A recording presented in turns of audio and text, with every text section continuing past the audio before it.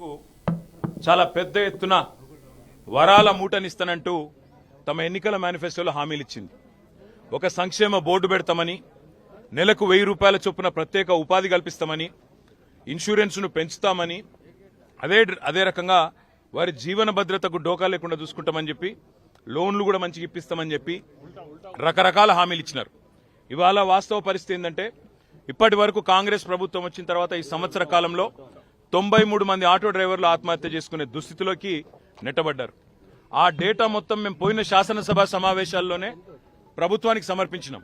ఇంతమంది ఆటో డ్రైవర్లు చనిపోయినారు, ఆత్మహత్య చేసుకునే పరిస్థితి వచ్చింది. ఒక్కొక్క కుటుంబానికి 10 లక్షలు ఇస్తారా, 20 లక్షలు ఇస్తారా, వెంటనే ప్రభుత్వం స్పందించి మేలుకొని ఆ కుటుంబాలను ఆదుకోవాలని చెప్పి మా పార్టీ తరఫున డిమాండ్ చేసినాం. కానీ ఇప్పటి వరకు దున్నపోతు మీద వానబడ్డట్టు కనీస స్పందన కూడా ప్రభుత్వాన్ని లేదు.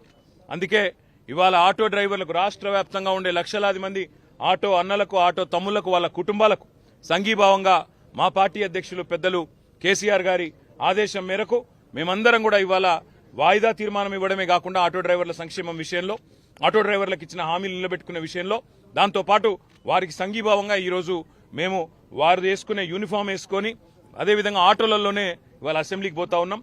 రాష్ట్ర వ్యాప్తంగా ఉండే ఆటో కార్మికుల కుటుంబాలకు మేము విజ్ఞప్తి చేస్తా ఉన్నాం. ఎవ్వరూ బాధపడవలసిన అవసరం లేదు, భయపడవలసిన అవసరం లేదు.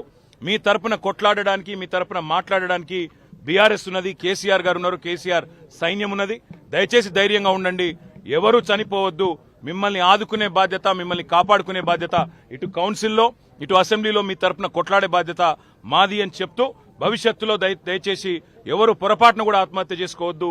గుండె నిబ్బరంతో తప్పకుండా కొట్లాడదాం అందరం కలిసి అని చెప్పి కూడా వారికి విజ్ఞప్తి చేస్తూ, తప్పకుండా ప్రభుత్వం దిగొచ్చేదాకా మా పోరాటం ఆగదు అనే మాట కూడా మళ్ళొక్కసారి నొక్కి చెప్తా ఉన్నాం. Thank you. మేమేం మాట్లాడుతున్నాం చూడన్నా, అరే లేట్ అవుతుంది.